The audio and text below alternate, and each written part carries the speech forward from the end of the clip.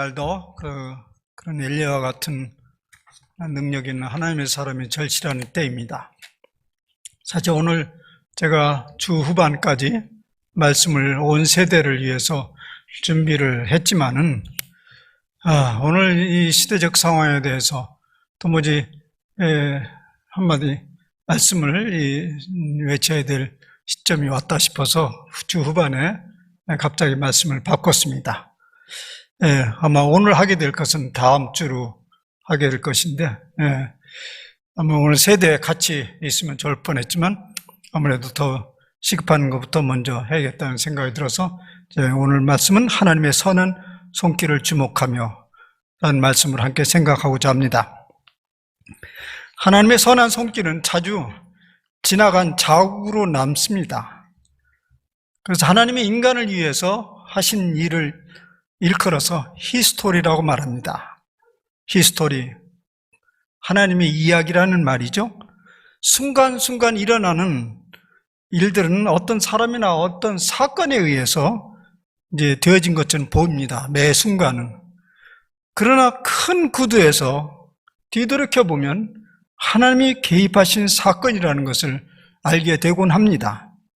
그런데 문제는요, 많은 세월이 흐른 후에 그 진면모를 파악하게 된다면 우리는 하나님의 손길에 적합하게 반응할 기회를 놓치게 되는 것이 문제입니다.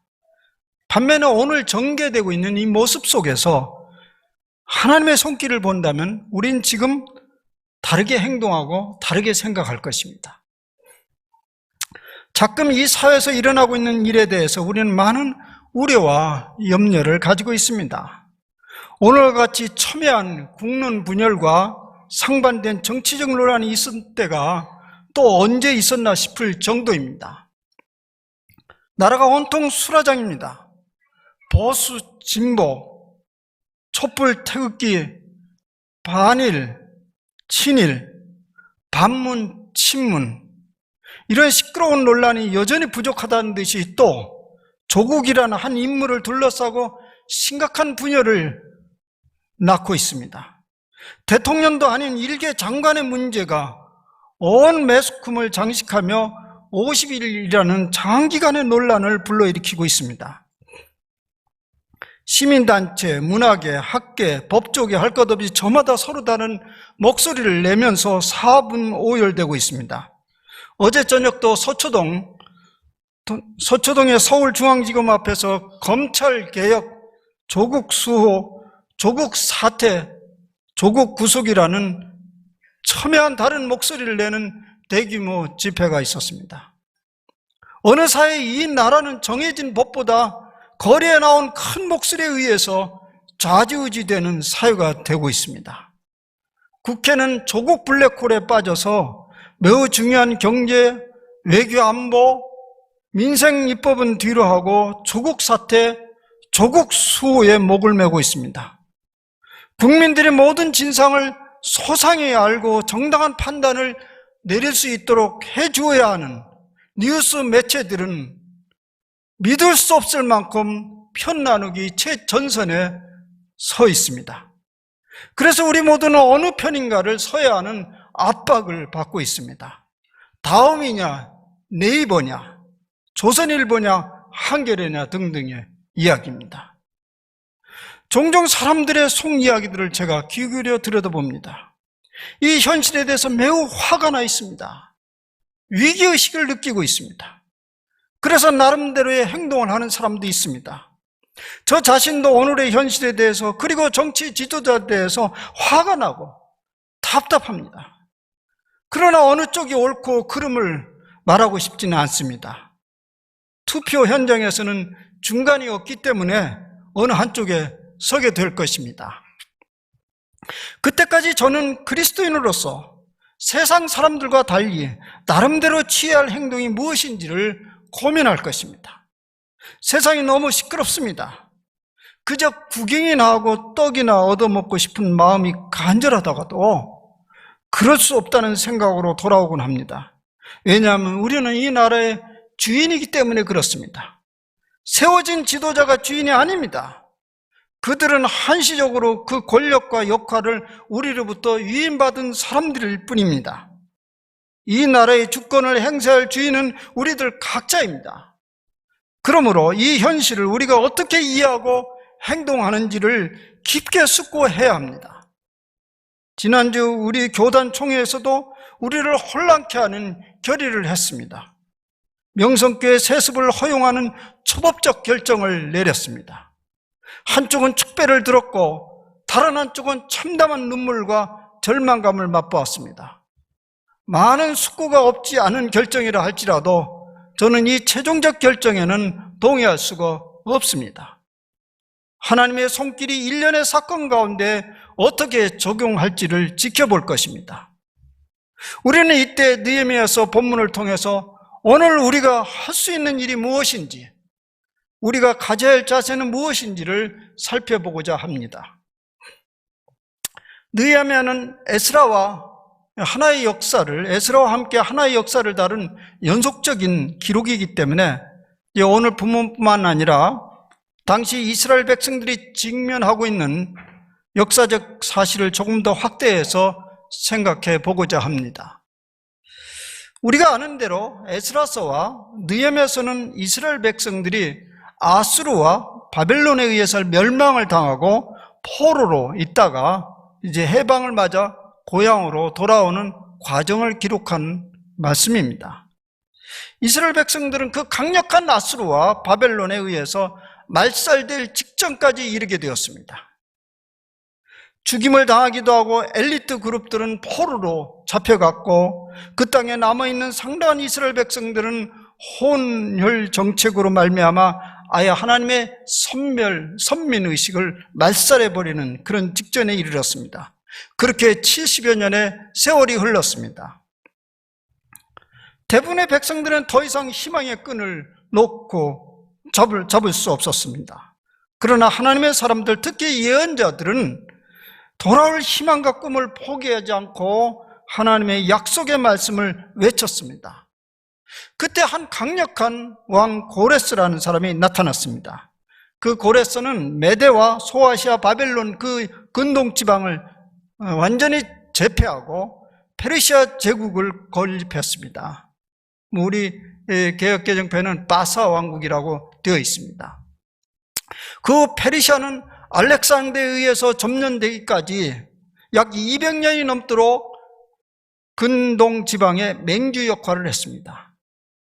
새로운 왕조를 연 고레스는 이전의 정복자들과 달리 피정복민들과 그들의 믿는 신들을 존중하고 달래주려는 정책을 썼습니다. 그래서 식민지 백성들이 돌아가기를 원하면 다 돌아가서 그들의 성읍을 세우고 종교를 믿어도 좋다는 칙령을 반포했습니다. 그래서 그 고레스는 성전을 건축하도록 후원을 하였고 그 영토에 자기네들의 성곽을 세우는 것을 허용했습니다. 이스라엘 백성들도 고레스의 호의와 관용의 혜택을 입었습니다. 사실 고레스의 이런 정책은 피정민들의 자유와 복지를 생각한 것은 아닙니다. 오래오래 번영하면서 식민지를 유지하려는 유화 정책이었습니다. 그러니 사실 해방이라고 하지만은 완전한 해방은 아닙니다. 우리가 잘 아는 대로 이스라엘 백성들은 바벨론과 아수르의 멸망 이래로 1945년까지 한 번도 해방된 적이 없습니다. 그러나 하여튼 이런 유화 정책이 그들에게 또 하나의 기회가 되었습니다. 이때 유대인들 중에 정복국가의 관료로서 성공한 사람들이 있었습니다. 그 사람들 중에 대표적인 사람이 스룹바벨, 에스라, 느헤미야라는 사람들입니다. 그들은 피정복민이지만은 정복국가에서 잘 적응하여 성공한 사람들입니다. 좋은 머리와 성실한 책임감을 10분 발휘하여 정복국가의 지도적 자리에 앉게 된 사람들입니다. 그러면서도 그들은 여호와 하나님의 약속을 믿고 해방의 때를 기다린 사람들이었습니다. 그들은 보통 사람들이, 당시에 그 페르시아의 보통 사람들이 누릴 수 없는 정복국가인 페르시아의 아주 고급 정보를 가지고 있었던 것이죠. 그 고급 정보를 하나님 입장에서 이들은 잘 해석하고 이해하기 시작했습니다. 그들의 눈에는 그 정책 곳곳에서 그 고레스가 펼친, 고레스와 다리우스와 아닥사스다 왕이 쭉 계속해서 펼친 그 정책 속에서 그들은 하나님의 손길을 보기 시작했습니다. 그래서 에스라 첫 장, 첫 절부터 그런 암시가 나옵니다. 페르시아 왕 고레스가 왕위에 오른 첫 해입니다. 여호와께서 예레미야의 입을 통하여 하신 말씀을 이루게 하시려고 바사 왕 고레스의 마음을 감동시키심에 그가 온 나라에 공포하고 조서도 내렸다. 고레스는 말하기를 하늘의 하나님 여호와께서 세상 모든 나라를 내게 주셨고 나에게 명령하사 유대 예루살렘에 성전을 건축하라 하셨다고 합니다. 그러나 유대 백성들은 예루살렘으로 올라가서 이스라엘 하나님 여호와의 성전을 건축하라. 그는 예루살렘에 계신 하나님이다. 이런 매우 구체적인 칙령을 내렸습니다. 이렇게 페르시아의 새로운 정책으로부터 하나님의 손길을 본 하나님의 사람들, 사실 아까 얘기한 대로 이런 모든 정책은 우리가 보기에는 성경의 입장에서 보니까 이스라엘 백성들을 굉장히 호의적으로 완벽한 독립국가를 만들어준 것처럼 생각했지만 그냥 여러 정책일 뿐이었습니다. 그런데 하나님의 사람들은 이것이 하나님이 주신 기회구나. 그래서 그것을 놓치지 않았습니다. 만약 정복국가의 왕들이 이 식민지 백성들을 위해서 굉장히 좋은 정책을 편다 했을지라도 그것을 사용할 의지나 능력이 없다고 한다면 아무 소용이 없죠. 그런데 그때 깨어있는 유능한 하나님의 사람들이 있었습니다. 얼마나 다행스러운 일이었습니까? 이 세 사람들은 스룹바벨,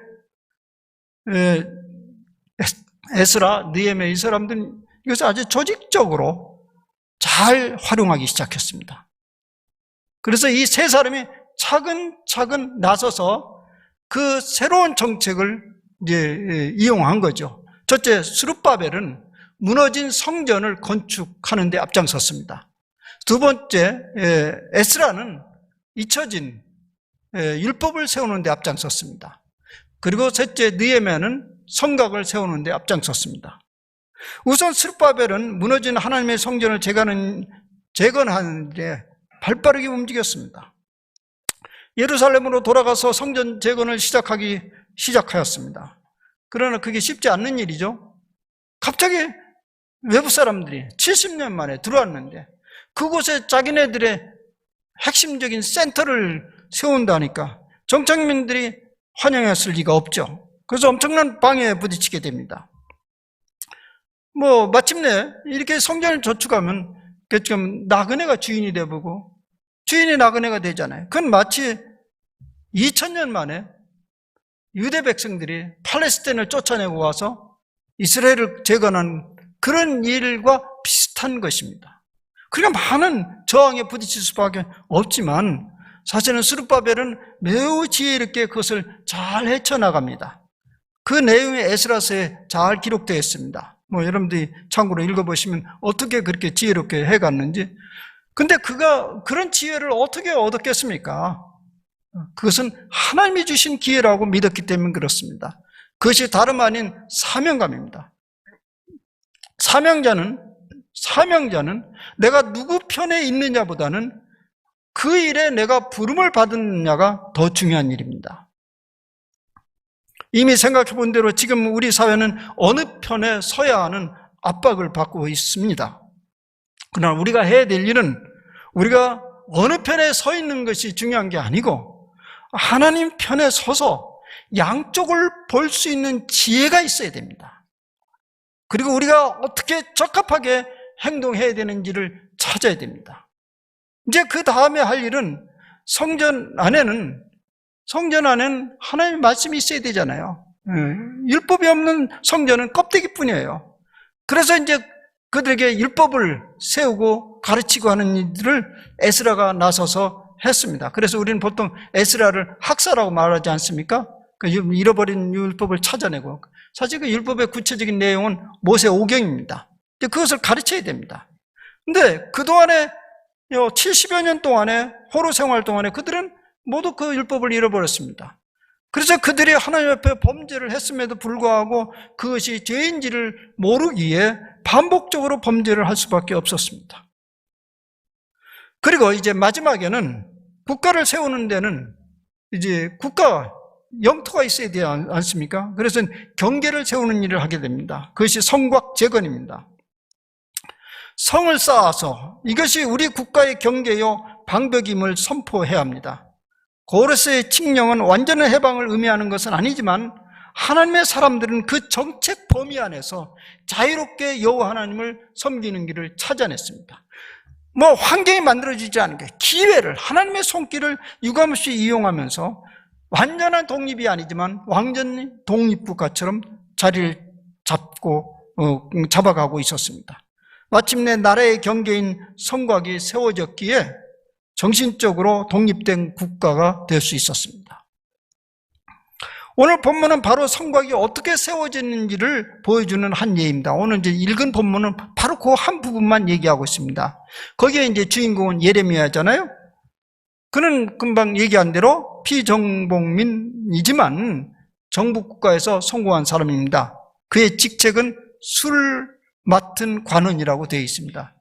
그 오늘날의 직책이 무엇일까 이제 생각하면서 뒤져봤는데요. 아마 내가 보기에는 북한에는 있는 것 같은데 남한의 청와대 안에 뭐가 있는가 살펴봤더니 거기에 상하는 직책은 없는 것 같아요. 술 맡은 관원. 근데 이제 크게 보면 비서관들이죠. 여러 비서관들인데 그 비서관들 중에서 술 맡은 권한, 이건 조심스러운데 매우 측근에 있는, 여러분들이 알아서 누구, 매우 측근에 있는 비서임에 틀림없습니다. 왕과 허심탄회하게 다양한 이야기를 나눌 수 있는 그런 비서였을 것입니다. 어느 날 왕과, 오늘 보니까 포도주를 왕에게 따르면서 마시는 동안 그 왕이 그 신하 느헤미야를 자세히 들여다보니 얼굴에 어둠이 가득 드리워져 있었습니다. 근데 건강 상태는 나쁜 것 같지 않은데 무슨 말 못할 수심이 있었다고 생각한 것이죠. 그래서 왕은 묻습니다. 무슨 연고냐? 느헤미야는 그때 속마음을 얘기합니다. 기회를 얻은 거죠. 아마 이 수심도 작전이죠. 작전이기도 하고 본 마음이기도 하고, 이제 이렇게 감히 이 식민지 이 백성이라는 것을 높은, 알기는 알지만 그걸 노골적으로 드러내는 것은 불편한 일이죠. 근데 왕으로부터 그 말을 꺼내게 했고요. 그래서 느헤미야는 말합니다. 내 고향 땅에 있는 조상들의 묘실이 있는 그 성읍이 불타고 황폐해졌으니 어찌 마음이 편하겠습니까? 여기 묘실이 있는 그곳에 우리 조상의 묘들이 있는데 그 묘가 형편없이 황폐해지고, 그건 아주 동정심을 불러일으키죠. 왕은 말합니다. 그럼 내가 어떻게 해주랴? 그때 이것은 아주 절정에 이른 거죠. 이제 이 기회를 잡을 절정에 이르렀을 때 이 느헤미야는 이걸 놓치면 안 되니까, 왕이여 잠깐만 기다려주세요. 내가 며칠 말미를 달라. 내가 기도하겠습니다. 어떻게 해줄 것인가를 내가 대답을 하겠습니다. 진실로 그는 하나님께 반복해서 기도하면서 지혜를 얻어냅니다. 그리고 마음의 깊은 속 마음을 털어놓습니다. 나로 하여금 시간을 내서 고향으로 돌아가게 해달라고. 그럼 그곳에 가서 성읍을 건축하렵니다. 그리고 또 내 집도 건축하려 합니다. 그거 허락하겠습니까? 좋다고. 그러면서 점점 더 깊이 나갑니다. 그래서 행정적 지원, 인적 지원, 재정적 지원을 모두 받아내가지고 그곳으로 돌아가게 됩니다. 이러한 용기와 지혜의 행동이 어떻게 나왔을까요? 그는 그 일이 자신의 업적이라고 생각하지 않았습니다. 하나님의 주신 기회가 온 겁니다. 하나님이 주신 기회를 함부로 허투루 다룰 수는 없었습니다. 그러니 거기에 번득이는 지혜가 막 나타날 수밖에 없었죠. 성경은 이렇게 말하고 있습니다. 이 기회는 왕이 나에게 준 기회가 아니었습니다. 8절 후반절에 보면 내 하나님의 선한 손이 나를 도우심으로 왕이 허락하였다. 에스라와 느헤미야의 이 두 장이 굉장히 짧은 장입니다. 두 권이지만 짧은 장인데 여기에 그대로 하나님의 선한 손이라는 말이 무려 8번이나 계속 반복해서 나옵니다. 그것은 하나님의 사람들은 이 사건 속에서, 이 정치 권력 사회에서 벌어지는 그곳에서 하나님의 손길을 본 것입니다. 하나님의 손을 막 생생하게 본 거죠. 하나님의 사람들은 그런 것을 민감하게 알아차리게 된 거죠. 느헤미야가 본 하나님의 손은 다름이 아니라 자기 앞에 바로 있는 아닥사다 왕의 손이었습니다. 그래서 그 움직임을 아주 예의주시하고 있었습니다. 그리고 기회를 놓치지 않은 것이죠. 그러기 위해서 그는 반복해서 기도하고 또 기도했던 것입니다. 아주 정확하게, 아주 적절하게 반응하기 위해서. 우리가 참으로 기대하는 지도자상입니다. 이 역사의 한가운데 움직이시는 하나님의 손길을 믿고 그의 도우심을 위하여 간절히 구하는 그런 지도자가 우리에게 필요합니다. 그러나 그건 언감생신이죠. 그러나 그런 지도자가 아닐지라도 우리가 믿어야 될 거 하나 있습니다. 그 지도자 뒤에서 활동하시는 하나님의 손길은 반드시 존재합니다. 제가 늘 국가를 위해서 기도하는 단골 메뉴입니다. 이 한반도의 운명을 주변 열강국들의 지도자들의 손에 맡기지 마시고, 뿐만 아니라 이 나라의 지도자의 손에만 맡겨두지 마시고 주님이 친히 이 나라를 붙들어 주옵소서. 말하자면 우리가 믿는 하나님의 열방의 지도자들과 이 땅의 지도자들의 손에만 달려있다면 우리는 절망입니다. 그러나 우리 기도할 때마다 그곳에 하나님의 손길이 미치고 있으니 그들이 그 손길에 민감하게 감동하도록 주님 도와주옵소서.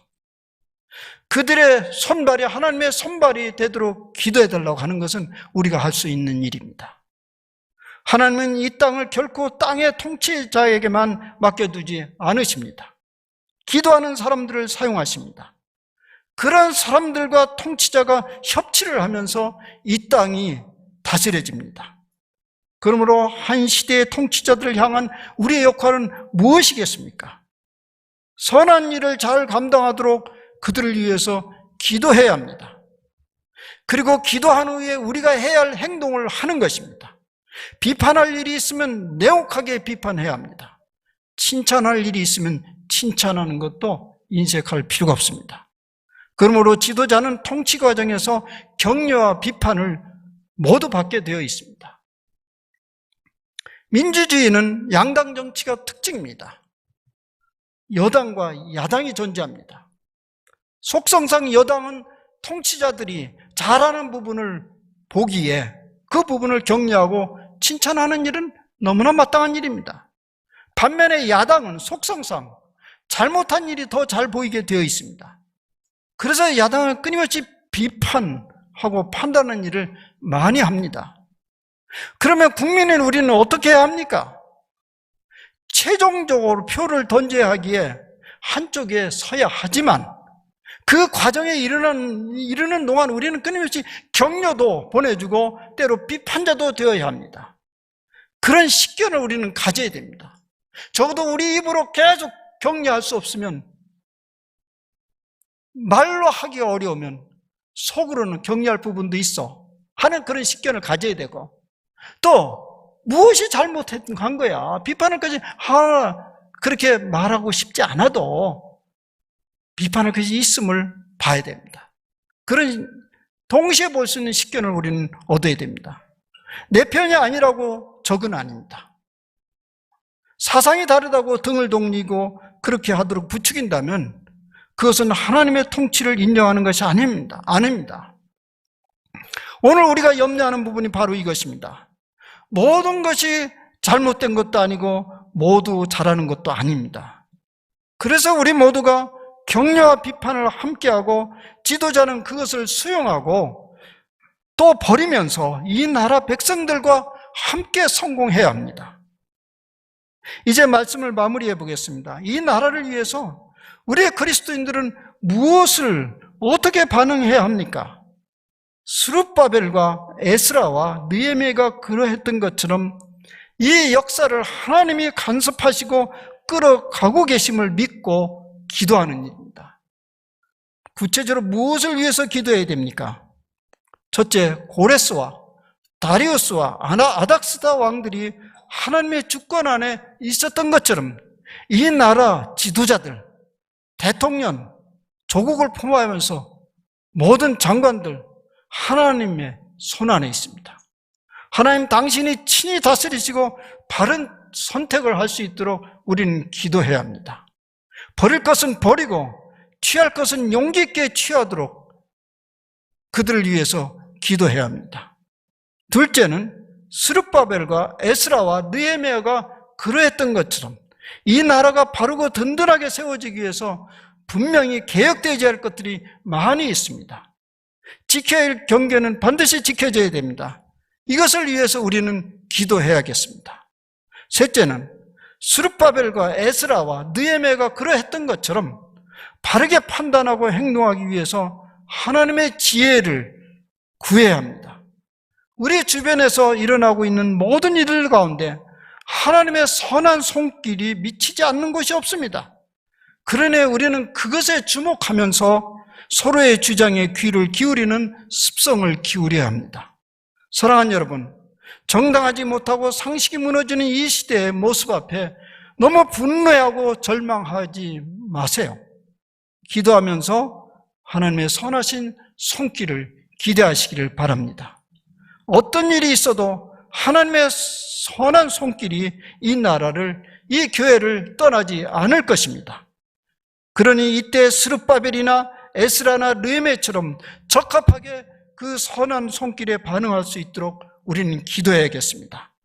그래서 우리 모두가 어렵고 힘든 이 시기를 성숙과 발전의 기회로 삼으시기를 바랍니다. 기도합시다.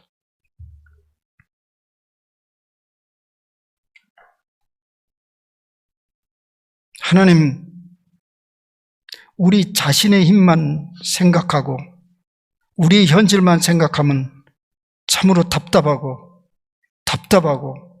염려가 되고 우려가 됩니다. 분노가 일어납니다. 화가 납니다. 어찌하면 좋겠습니까? 소리를 지르고 싶습니다. 그러나 우리는 믿습니다. 지난 수많은 역사 속에 이 땅의 운명이 악한 왕에서 선한 왕에서 좌지우지되지 아니하였습니다. 우리 하나님의 큰 손길이 그들을 붙들어가고 있었습니다. 막막한 그런 환경 속에서도 이 역사는 발전되어졌고 달라져 갔습니다. 우리는 그것을 믿습니다. 그렇지 않고서야 이 땅에 오늘까지 이르렀겠습니까? 오늘 가끔 벌어지는 이 환경 속에서 우리가 간절히 구하옵는 것은 이 답답한 현실을 오래 끌지 않게 주님 도와주옵소서. 하나님의 손길이 이 지도자의 마음을 감동시켜 주옵소서. 저들에게 용기 있게 행동하게 하옵소서. 진실하게 행동하게 하옵소서. 국민들 역시도 큰 힘이 감싸고 있음을 믿게 하옵소서. 특별히 우리 하나님을 믿는 우리들이야말로 그 큰 힘이 우리를 감싸고 있사오니 우리는 하나님의 도우심을 바라보면서 이 땅의 현실들을 높게 위에서 바라볼 수 있는 식견을 가지게 하옵소서. 주님, 잠시 사상이 다르고 잠시 이념이 다르지만은 모두 다 이 한반도를 위한 것이고 이 한반도의 운명을 염려하는 것일 줄 믿습니다. 아버지 하나님, 우리는 그것을 위해서 기도하게 하옵시고 특별히 하나님이 우리에게 지혜를 주셔서 바르게 판단하고 행동할 수 있는 그런 해안을 주시옵소서. 예수님의 이름으로 기도합니다. 아멘.